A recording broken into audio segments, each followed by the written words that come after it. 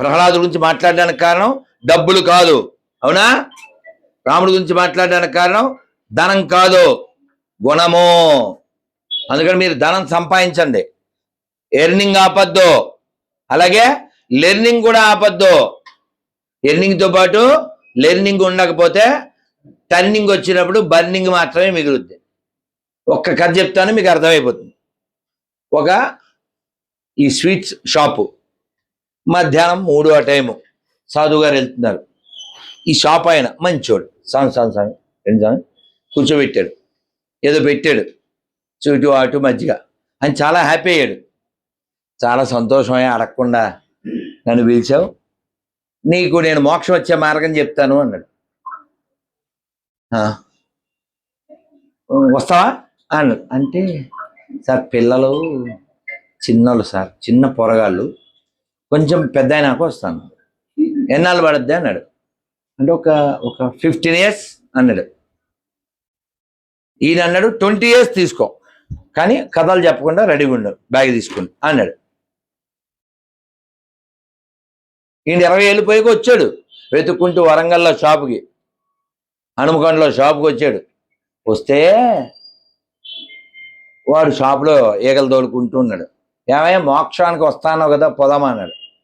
లేదు సార్, మా పెద్ద పిల్లోడు ఇంకా సెట్ కాలేదు, వాడిని కొంచెం సెటిల్ చేసి వచ్చేస్తా అన్నాడు. ఈ షాప్ ఓనర్ పేరు అడగలేదు మీరు, ఆశా సాగరుడు. ఏం పేరు?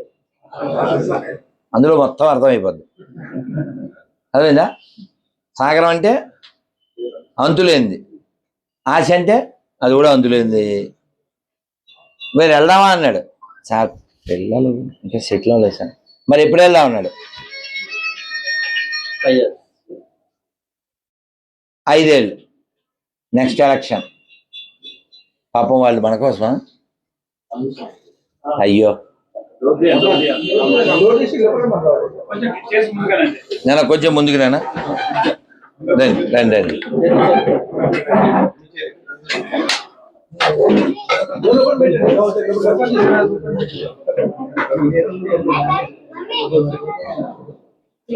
నేను ఒక్కసారి జై శ్రీరామ్, జై శ్రీరామ్, భారత్ మాతా కీ, భారత్ మాతా కీ, హర హర హర హర హర హర. కాదనా, మీకుంది సరుకు, కానీ మీ దెబ్బకైంది షాప్ ఇరుకు, కానీ మీకు ఉండకూడదు బెరుకు. ప్రమాదం వచ్చినప్పుడు నరుకు. ఆ విషయంలో మాత్రం మనం మాత్రం కరుకు. అర్థమైందన్నా? సరే, ఈ కథ పూర్తి చేయనా? పర్లేదా? వీడు ఇంకో 5 ఏళ్ళు అన్నాడు.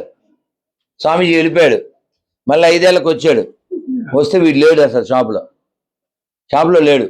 స్వామీజీ మరి పండితుడు కదా, జ్ఞాని కదా. షాప్ వెనకాల ఇల్లు, ఇంటి వెనకాల పొలం ఉంది. ఆ పొలంలోకి వెళ్ళాడు. వెళ్తే మన సారు, మన హీరో కథానాయకుడు 2 ఎడ్లలో ఒక ఎద్దు అయిపోయి పొలం దుంతున్నాడు. ఈయన వెళ్ళి ఏమిటి సంగతి అన్నాడు. ఆ పాప ఏడ్చింది, వుడ్వర్డ్స్ పట్టాలన్నాడు. అంటే అది కాదురా, ఏమైంది అన్నాడు. ఏం చేయండి సార్, వ్యాపారం అంతా పాడు చేశారు పిల్లలు, ఇంక షాప్ ఒకటే ఉంది, కొంచెం పొలం మరి మేము ట్రాక్టర్ అది పెట్టి దున్నించుకోలేం, అందుకని నేనే అన్నాడు. ఎవరు? మన కథానాయకుడు, మన హీరో. అసలు ఎందుకు వచ్చాడు స్వామీజీ, అది ఆడికి అనవసరం. స్వామీజీ ఎందుకు వచ్చారు చెప్పట్లేదు. వీడి వ్యూ వీడిది. మరి మోక్షం అన్నాడు. సరే ఇప్పుడు కుదరదు సార్. మరి ఎప్పుడు అన్నాడు. నెక్స్ట్ ఎలక్షన్ 29 కదా, 34 అన్నాడు. నేనైతే చంపేస్తాను అప్పుడే. కోపం వచ్చేద్ది, ఎవడరా ఇన్నిసార్లు వచ్చేది అని. పాప ఆయన ఓపిక ఉంది కదా, వెళ్ళిపోయాడు. మళ్ళీ వచ్చాడు. ఈసారి ఎద్దు లేదు, ఇంటి ముందు బాబు వీడే. ఏమిటిరా అన్నాడు. సార్ పిల్లలు పొలం కూడా పాడు చేస్తారు సార్, ఇంక ఇల్లు ఒకటే ఉంది, దీన్ని కొంచెం కపలగా వస్తున్నాను. మరి మోక్షం ఇంకో 5 years సార్. మళ్ళీ అన్నాడు. సార్ వెళ్ళిపోయాడు స్వామీజీ. మళ్ళీ వచ్చాడు. ఈసారి కుక్క కూడా లేదు. ఇంట్లో బిరువా కింద పొన్నమి రాత్రి. ఈయన బిరువా కిందకి ఇట్లా వంగి, ఏమిరా కథ అన్నాడు.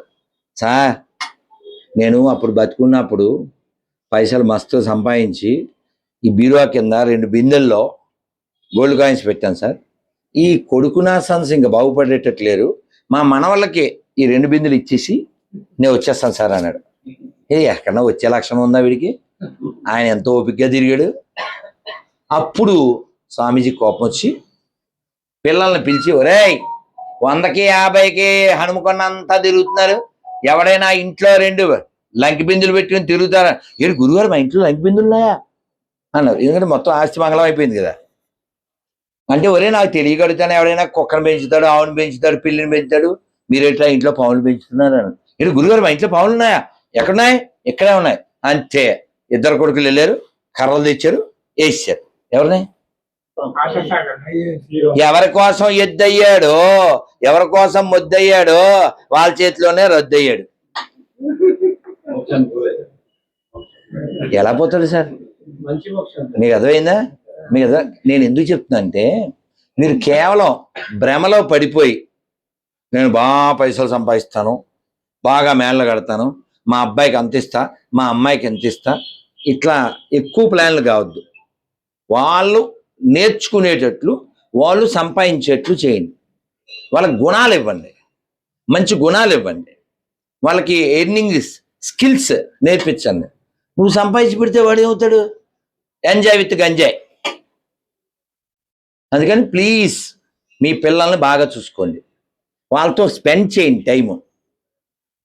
వాడు కొడుకు రాత్రి పడుకుంటే నాన్న వస్తాడు, కొడుకు లేచి వెళ్ళే టైంకి నాన్న పడుకుని ఉంటాడు, వాడు కాలేజీకి వెళ్ళిపోతాడు.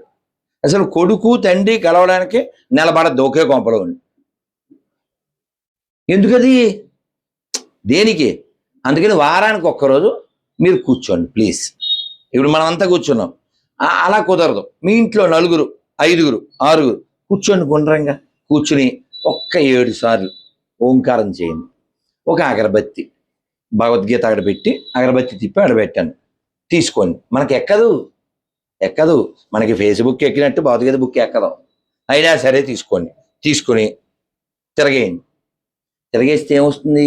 జ్ఞానం వస్తుంది, తర్వాత వైరాగ్యం వస్తుంది, తర్వాత బుద్ధి వస్తుంది. ఈ ప్రపంచం అశాశ్వతం అనే విషయం తెలుస్తుంది. అసలు మనం టైం ఇవ్వం. బ్రో చెప్పు బ్రో, ఓకే, యా ఓకే అంటుంటాడు.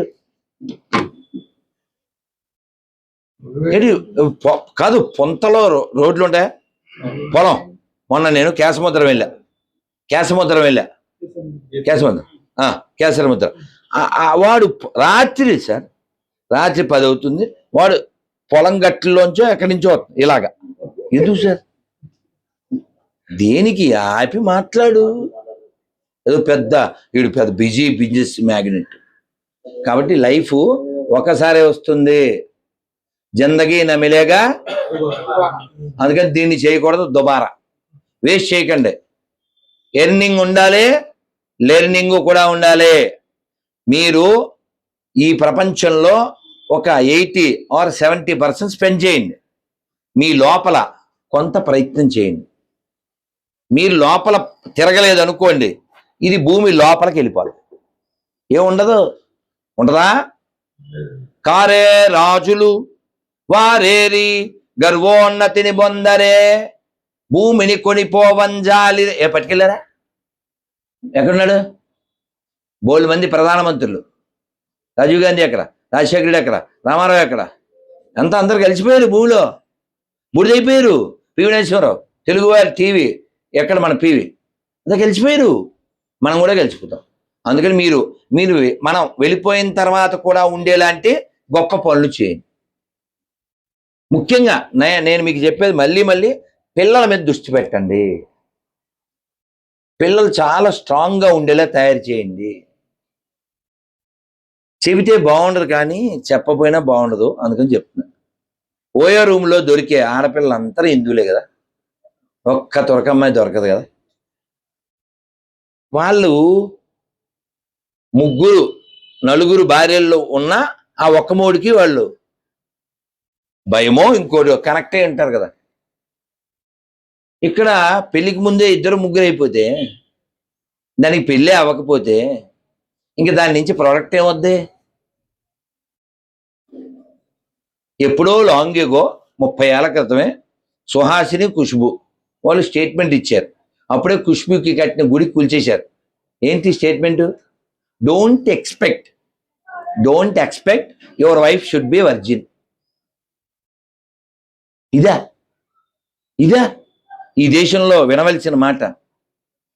కాబట్టి అటువంటి దిగజారిన స్థితి మీ పిల్లలకి రాకూడదంటే మీరు చెప్పాలి రామాయణం, మీరు చెప్పాలి భాగవతం, మీరు వినాలి భారతం. సీతాదేవి ఆ వనవాసం అయ్యాక ఇంటికి వచ్చాక, అమ్మ రావణాసురుడు 10 తలకాయలు పెద్దగా ఉంటాడంట కదా, బొమ్మ గీయండి అన్నారు ఆ చిలికెత్తులు. ఆవిడ బొట్టనవేలు బొమ్మ గీసింది. ఇదేంటమ్మా అంత ఉంటాడు ఎంత ఉన్నాడు, అంత అన్నాడు ఎంత అన్నాడే ఆ సాంగ్ వేసారు వీళ్ళు.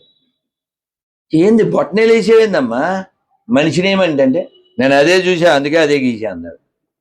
వాడు మొఖం చూడలే. అది భారతదేశం. అందుకదా శ్రీనారాయణ రెడ్డి గారు చెప్పారు. ఏం చెప్పారు? మనకెట్లా తెలుసు చెప్పనా? మీరు కూడా చెప్పండి. నా దేశం భగవద్గీత,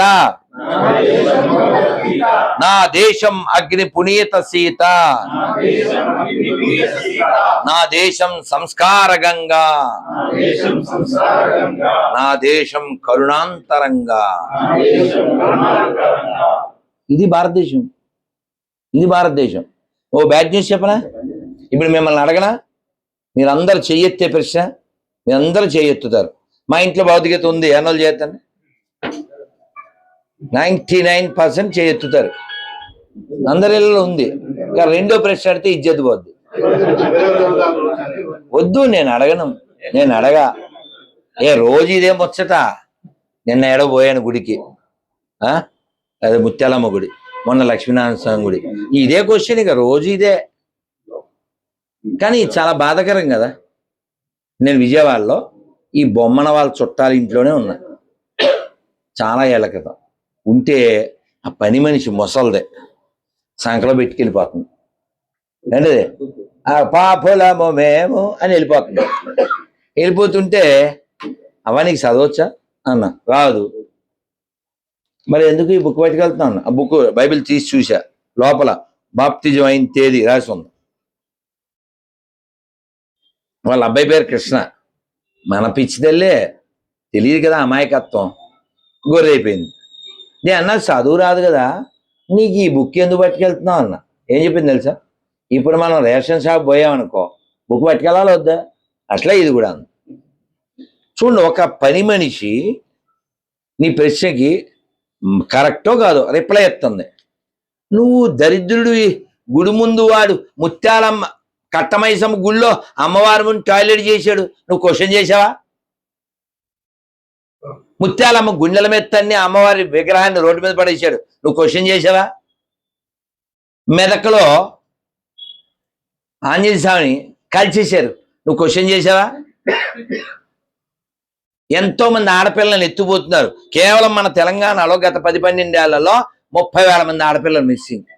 ఏమయ్యారు వాళ్ళు? ఇన్ని జరుగుతున్నా కేవలం తెలంగాణలోనే దాదాపు ఈ లక్షల మంది బంగ్లాదేశ్ వాళ్ళు, రోహింగ్యాలు ఉన్నారు. పొలాన్ని పనికొచ్చే వాళ్ళు వాళ్ళే ఉన్నారు, పంచర్లు వేసే దాంట్లో వాళ్ళే ఉన్నాడు, ఏసీ రిపేర్ చేసేవాడిలో వాడే ఉన్నాడు. నీకు సోయిందా? జాగ్రత్త ఉందా? ఒక ఆఫీసర్ నర్సరావుపేట ఎక్కడో పోయి ఏసీ రిపేర్ చేయి అన్నాడు. ఆడు వెళ్ళి దాన్ని రిపేర్ చేశాడు.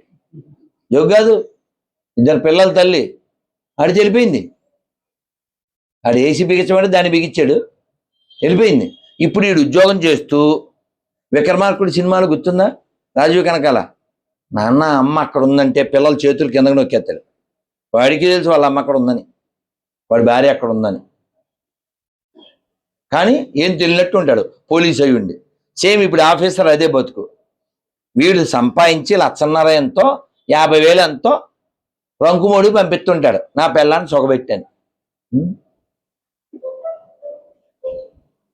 ఈ దరిద్రానికి కారణం ఏంటి? వీకు. అందుకే మనం కావాల్సింది రాక్, లేకపోతే వెరీ సూన్ బ్రేక్. అందుకే మీకు ఆ రాక్గా ఉండాలంటే ఏం చేయాలి? మనం మన లెక్క ఉండాలా, మనం మన వాళ్ళతో వ్యవహారం చేయాలి, మన వాళ్ళకి పనులు నేర్పించాలి. పైసలుంటే సరిపోయిందా? ఈ పొగలేయడానికి వస్తున్నారా? ఎడిగే ఏమేస్తాడు తెలుసా? పొగ సాంబ్రాన్ అనుకుంటున్నావా? సాంబ్రాన్ అనుకుంటున్నా?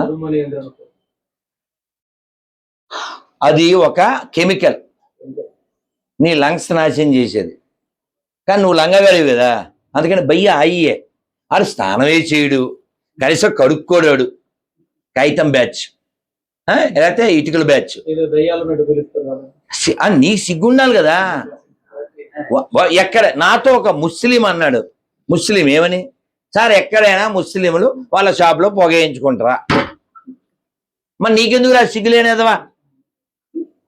నీకు అంత సరదా ఉంటే మీ ఊళ్ళో బోల్డ్ మంది పని లేని పిల్లలు ఉన్నారు, హిందూ పిల్లలు, వాడికి ఓ తట్టి నిప్పులు వాడికి ఏర్పాటు చేయి, వాడు బతుకుతాడు నీ పేరు చెప్పుకుని, ధర్మం బతుకుతుంది. ఆ పని చేయో, ఆ భయ్య అయ్యే వద్దా? బుద్ధుండాలా వద్దా? भैया एक शवरमा दे दो, आपका उत्साह का साथ, आपका उम्मू का साथ.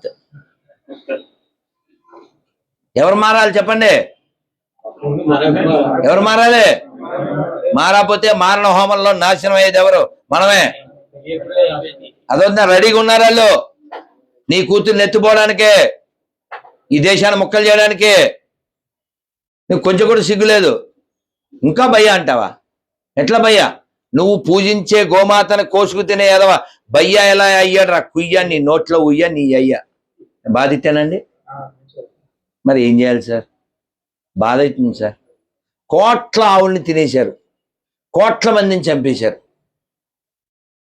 ఆ బాధ అనుభవించినోడు తెలుస్తుంది సార్. అమ్మ ఎదురుగా 13 ఏళ్ల పిల్ల మీదకి ఎక్కడానికి 29 మంది వచ్చారు సార్.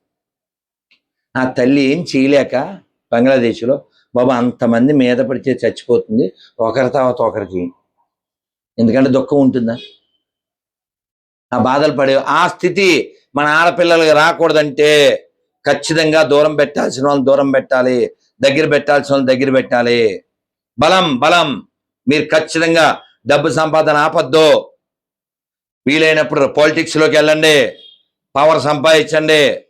కానీ మన గుడికి ఆపదొస్తే ఒక్క ఫోన్ కాల్కి 1000 మంది రావాలి.